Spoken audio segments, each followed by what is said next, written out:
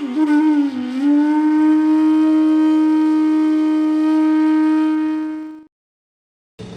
આજના સમયનો જે દુસ્સંગ છે, જે સૌથી મોટી સમસ્યા બનીને બેઠો છે, પરિસ્થિતિ એવી છે કે બધા પોતપોતાની કોઈ વ્યાપારમાં, કોઈ નોકરીમાં જો ઉદરપૂર્તિ, ઉદરભરણા અર્થે કંઈક ને કંઈક કરવું તો પડે.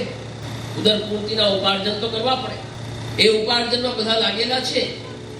હવે ત્યાં 50 પ્રકારના માણસો તમને મળતા હોય, 50 લોકોના સંગ થતો હોય તમને, એવું તમે કહી ના શકીએ કે બધું છોડી દો. જોકે અવ્યાવ્રત જે છે એ સૌથી મોટો ધર્મ છે. અવ્યાવ્રત થઈને સેવા કરવી એના જેવું તો ઉત્તમ કોઈ નથી. પણ એટલા ઉપર તો સ્થિતિ જેની હોય એ અવ્યાવ્રત થઈ શકે. કેમ કે અવ્યાવ્રત તો એવી સ્થિતિ છે કે અવ્યાવ્રતમાં તો જીવ પરીક્ષા પ્રભુ પરીક્ષા લે જીવની. જે અવ્યાવ્રત થયો એની એ પ્રભુ પરીક્ષા કરે છે. જો અવ્યાવ્રત થયા પછી એને કષ્ટ પડે, એને ભીડ પડે, અને ત્યારે પણ જો એ વિચલિત ન થાય, માત્ર ને માત્ર પ્રભુના ચરણારવિંદનું જ ધ્યાન રહે, એનું જ ચિંતન રહે, અને ત્યાં જ એક વિશ્વાસ અડગ રહે, બીજે ક્યાંયનો વિચાર પણ ના આવે જવાનો એનો, એવો જે જીવ હોય એ જ એમાં ઉત્તીર્ણ થાય, એ જ નીકળે આ પરીક્ષામાં. બાકી તો જો અગર ડગી ગયો એનું મન કે ઘરમાં તકલીફ પડી ગઈ, ઘરમાં બહુ તંગી આવી ગઈ, પૈસા ટકે બહુ ભીસમાં આવી ગયા, જો કંઈક એવી સમસ્યા થઈ અને બીજું ત્રીજું વિચાર કર્યું એટલે એ પતન થઈ જાય. એટલે શહેરાય ચરણ સ્વયં આજ્ઞા કરે છે. અવ્યાવ્રત તો જ્યારે જીવની એવી પરિસ્થિતિ થઈ ગઈ હોય કે કક્ષાનો જીવ થઈ ગયો હોય તો જ એને અવ્યાવ્રત કરાય, અવ્યાવ્રતનું નેમ લેવાય, અન્યથા અવ્યાવ્રત ન થવાય. એ તો બહુ મોટો કઠિન માર્ગ છે, કઠિન પથ છે. પદ્મનાભદાસજી જેવા એ બધા છે, એમને સંભવે એ અવ્યાવ્રત થઈ શકે. બાકી આપણા જેવા જીવોનું કામ નહીં. પણ વ્યાવૃત્તિ કરો એની ના નહીં, પરંતુ વ્યાવૃત્તિ કરતા કરતા જે આપણને દુસ્સંગ લાગી રહ્યો છે, જે 50 પ્રકારના લોકોનો જે સંગ લાગી રહ્યો છે, એનો રંગ જે તમારી ઉપર ચઢે છે, એનો વાંધો છે, એની તકલીફ છે. એટલે પરિસ્થિતિ એવી છે કે તમે તમારા સ્વરૂપને, પોતાના સ્વરૂપને ભૂલી જાઓ છો. તમે વલ્લભના સેવક છો. એ જે ગૌરવ છે આપણો એ ખોઈ બેઠો છો. ત્યારે જ અયોગ્ય આચરણ જીવથી થાય, અન્યથા થાય જ નહીં. જીવ જો એટલું ભગવત કૃપાથી જીવને ઓહાણ હોય, એટલું જો સદાય એના ચિત્તમાં, એની બુદ્ધિમાં સ્થિર હોય કે હું શ્રી વલ્લભનો સેવક છું, તો સર્વપ્રથમ જ્યારે ક્યાંય પણ માર્ગના, ચાહે માર્ગમાં પ્રભુને પધરાવીને, ઘરે પધરાવીને જો અગર હાથ પવિત્ર કરતો હોય, અથવા મંદિરે આવીને પ્રભુ સન્મુખ થતો હોય, અથવા ગુરુ સન્મુખ થતો હોય, અથવા ભગવદી વૈષ્ણવ એના ઘેરે પધારે ત્યારે એના સત્કાર કરતો હોય જે કંઈ, અથવા કોઈ વૈષ્ણવને ઘેરે જાય ત્યારે, અથવા કોઈ વૈષ્ણવી આયોજનની અંદર, જેમ કે આ બધા પ્રસંગો આપણા છે, અલૌકિક આયોજન, એની અંદર ક્યાંય પણ એ અયોગ્ય આચરણ કરી જ ના શકે. જો એને જીવને એટલું ભાન હોય કે હું વલ્લભનો સેવક છું, તો એને સદૈવ એની શરમ રહે જ, એ મર્યાદા છોડે નહીં કદાચ. પણ આજના સાંપ્રત સમયની અંદર વિશેષતયા એવું બધું દેખાઈ રહ્યું છે, ચાલી રહ્યું છે. એનું કારણ સૌથી મોટું એ જ છે વૈષ્ણવો કે સ્વરૂપ જ્ઞાન, સ્વરૂપ જ્ઞાન વિસ્મૃત થઈ ગયું છે, ભૂલાઈ ગયું છે. એક તમને સમજાવવા માટે વાત કરું કે સિંહનું બચ્ચું હતું, સિંહનું બચ્ચું એ ભેડિયા હોય ને, બકરા ગાડર, ઘેટા બકરા હોય, એ ઘેટા બકરાનું જે સમૂહ હોય, ઝુંડ હોય, ધડ હોય, એ નાનેથી સિંહનું બચ્ચું જંગલમાંથી છૂટું પડી ગયું. જે ટોળો હતો સિંહનો એમાં છૂટું પડી ગયું, છૂટું પડીને આમાં આવી ગયું, આમાં કરી ગયું, બહુ નાનું હતું. તો એ પોતાને ભેડ બકરી જેવો જ ગણવા લાગ્યો. એના જેવું જ સમજવા લાગે. એને એવું થયું કે ભાઈ આ તો જેમ આ છે એમ જ હું છું. જ્યારે ધીરે ધીરે મોટો થયો અને જ્યારે કંઈક ઓલા ખેલતા હોય ને એમ અટખેલીઓ કરતા હોય તો બકરી સાથે કે ભેડ સાથે કંઈ પણ એ કરતા હોય રમૂજ, એની અંદર કંઈક એનો નખ વખ જે છે એ કંઈક લાગી ગયો બકરીને. એ ખૂનનો છાંટો એના જીભ ઉપર પડ્યો. ત્યારે એને ખબર પડી, એનો સ્વાદની ખબર પડી કે આ તો ખૂન, આ તો ગજબ વસ્તુ છે. પછી ધીરે ધીરે એને એક નિવેડવાનું ચાલુ કર્યું. પછી એના સ્વરૂપનું જ્ઞાન ખબર પડી એને કે હું સિંહ છું. એમ હું ભેડ બકરી નથી, હું સિંહ છું. પેલા તો ઓલો જે ગાર્ડનને સંભાળવા વાળો હતો એને પણ ચિંતા હતી નહીં કે એવી રીતે રહેતો હતો, એને પણ ચિંતા હતી નહીં, ભલે પડ્યો. પણ જયારે ખબર પડી કે આમાંથી ઓછી થવા લાગી, પછી થયું કે આ વાંધો છે, આને હવે અલગ કરવો પડશે. કેમ કે આને પોતાના સ્વરૂપનું જ્ઞાન થઈ ગયું છે. કહેવાનો તાત્પર્ય સિંહ જેવો સિંહ એ પણ જો ભેડ સાથે, ભેડ બકરીઓ સાથે રહે તો એ પણ પોતાના સ્વરૂપને ભૂલાવી દે છે, પોતાનું સ્વરૂપ એ પણ ભૂલી જાય છે. તો વિચાર કરો વૈષ્ણવો, એવી જ સ્થિતિ કઈક જીવની છે આજે. શ્રી વલ્લભનો સેવક એ સિંહ સમાન છે. સિંહસમ છે શ્રી વલ્લભનો સેવક. બધામાં અલગ કરી આવે એવો છે. પણ જો એવું એવી રીતે વર્તન કરે તો, જો એવું વર્તન ના હોય, જો લૌકિક લોકો જેવું વર્તન તમે કરો, એની સાથે ઉઠો બેઠો, એની સાથે એના હાથની ચા પીવો, એના હાથનું પાણી પીવો, એના ગુરાનું પાણી પીવો, તો તમે એ વાત થઈ જાવ. જેમ તમારામાં કહે કે જેવું અન્ન એવું મન, જેવું પાણી એવી વાણી, તમને એવા કરી દે. પણ જો અગર આ વસ્તુનું તમને જ્ઞાન રહે કે હું કોણ છું, અહંકાર નથી કરવો વૈષ્ણવો, અહંકારની આવશ્યકતા નથી, પણ એનો ગૌરવ લેવાનો છે. મદ નથી કરવો કે હું કોણ છું, એમ નહીં, પણ ગૌરવાન્વિત થવાનું છે. શ્રી વલ્લભનો સેવક છું, શ્રી વલ્લભ મારા ગુરુ છે. આ વાત જો આપણા મગજમાં હોય, આપણા હૃદયમાં હોય, ચિત્તમાં હોય વૈષ્ણવો, તો આપણે ક્ષણિક વિચાર કરીએ. જ્યારે કોઈની સાથે બેસવું હોય તો આપણે ક્ષણિક વિચાર કરીએ, મારે આની સાથે બેઠાય કે નહીં, આના હાથનું મારે લેવાય કે નહીં.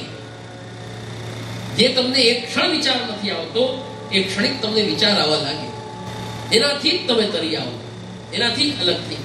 તો વૈષ્ણવ, જો તમને તમારા સ્વરૂપનું જ્ઞાન રહેશે તો જ તમે પ્રભુના સ્વરૂપનું જ્ઞાન કરી શકશો. તો જ એ સ્વરૂપ તમને વિસ્મૃત નહીં થાય, નહીંતર એ સ્વરૂપ ભૂલાઈ જશે. એનું કારણ છે કે જેવું તમે ખાનપાન કરો, જેવા સાથે ઉઠો બેઠો, જેવા સાથે વિચારની આપ-લે કરો, તમારી સ્થિતિ પણ બધી એવી જ થઈ જાય.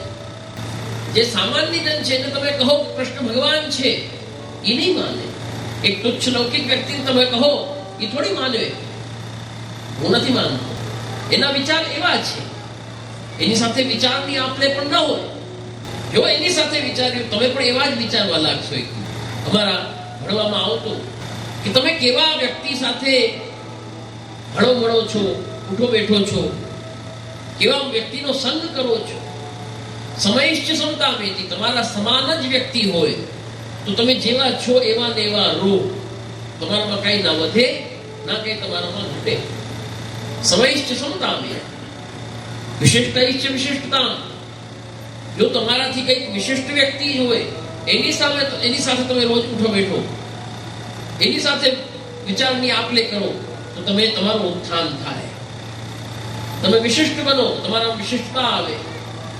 અને હિયતે હિમતિસ્તાત હિનૈ સહ સમાધિમાં, તમારાથી નીચા પડેલા જે લોકો છે, જેની નીચી સોચ છે, જે ભગવાનને નથી જોઈ શકતા, અથવા ભગવાનને નથી સાંભળી શકતા, અથવા ભગવાનને નથી માની શકતા, એવા જે નાસ્તિક લોકો છે, એવા લોકો સાથે તમે જો ઉઠો બેઠો અને એવા લોકો સાથે તમારી વિચારની આપ-લે થાય, તો હિયતે હિમતિસ્તાત, તમારી મતિ પણ હીન થઈ જાય.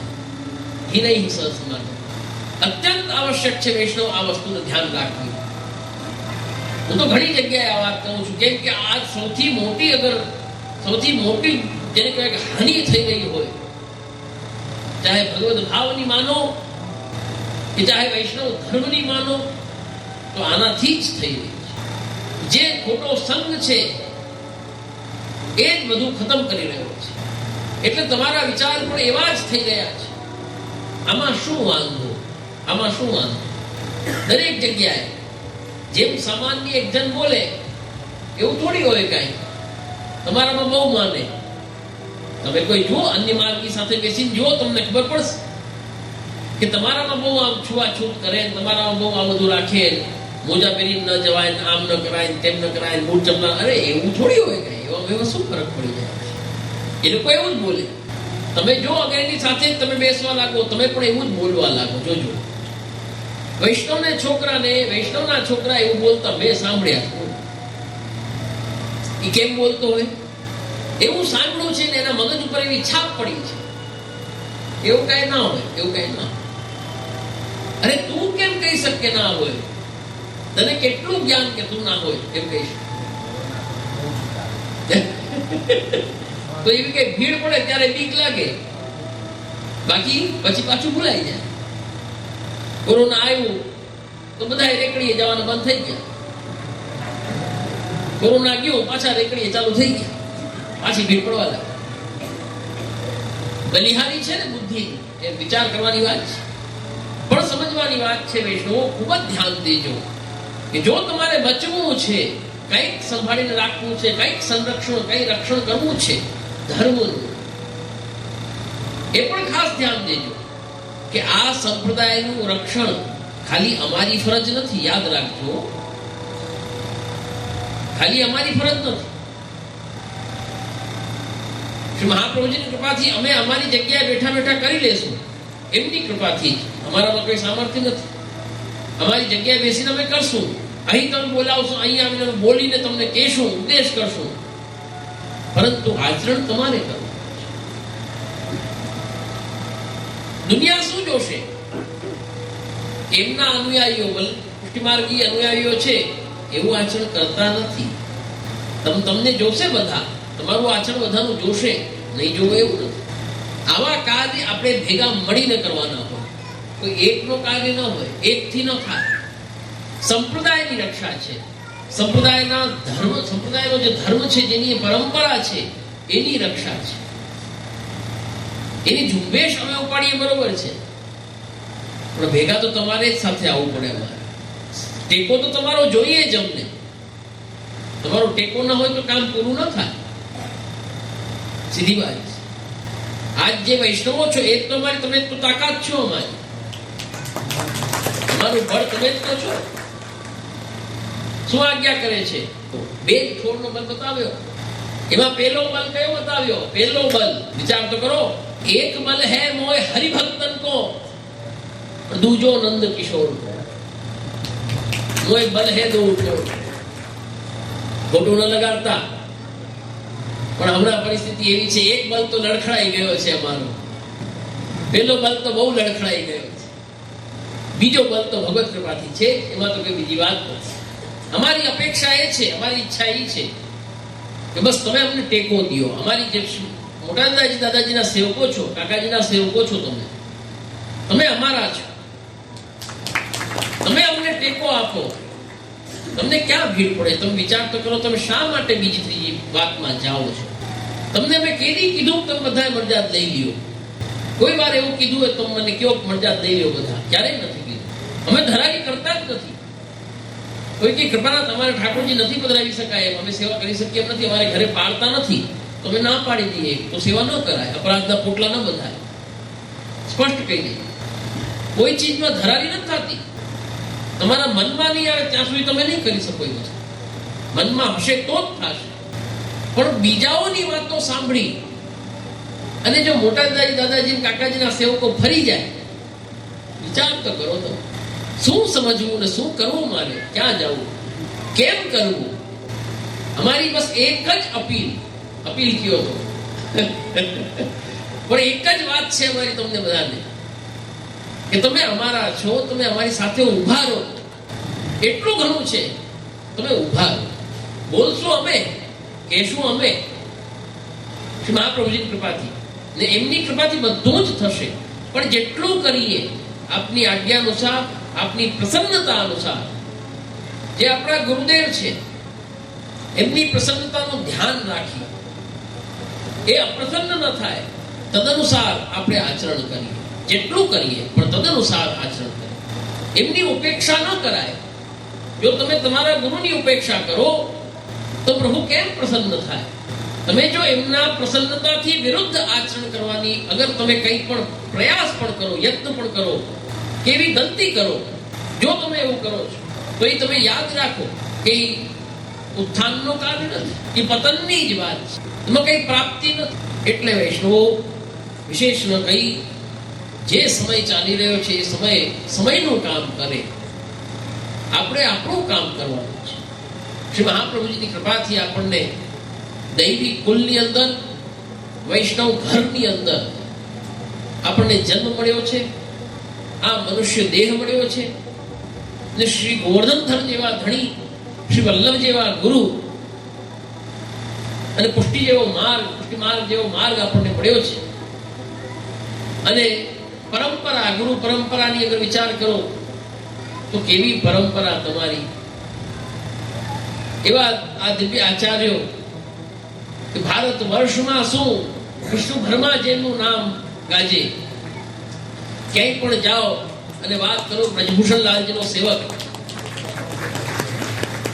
તો પુરુષોત્તમલાલજી બ્રજભૂષણલાલજીના સેવકની વાત કરો ખાલી તમે, અને સામેવાળો ઊભો થઈ જાય. એવાના તમે સેવક છો. નબળી વાત તમને ચાલે કેમ? તમને ખપે કેમ? તમારે ગળે ઉતરે કેમ? એ ઘૂંટડો કેમ ઉતારી શકે? થઈ જ ન શકે એવા. એટલે વિશેષ ધ્યાન રાખો વૈષ્ણવો, જેટલું થઈ શકે માર્ગમાં આચરણ તો કરવું જ છે, જેટલું થઈ શકે શ્રી મહાપ્રભુજીની કૃપાથી. એવું ના માનો કે મારે બધું જ કરી લેવું છે. ભાઈ, યોગ્યતા વગર બધું નથી થઈ શકતું. તમે મનોરથ રાખો, મનમાં તાપ રાખો. એ તાપ અને મનોરથ એવી વસ્તુ છે કે ભગવત કૃપાથી તમને યોગ્યતા પ્રદાન કરશે. અને શનૈ ધીરે ધીરે તમે જ જે આજે નથી કરી શકતા એ તમે કાલે કરી શકશો. વિશ્વાસ રાખો. વિશ્વાસ સૌથી મોટી વસ્તુ છે. એટલે વૈષ્ણવો વિશેષ ન કહી ભગવત ચરણાયમાં ચિત્ત રાખી ભગવત ગુણગાન અને ભગવત સેવા કરતા રહો. અને ખાસ ધ્યાન રાખો, જીવના સ્વરૂપનું સદૈવ ઓહાણ રાખો કે હું કોણ છું, એટલું મનમાં રાખો અને આચરણ કરો. એટલું કહીને મારો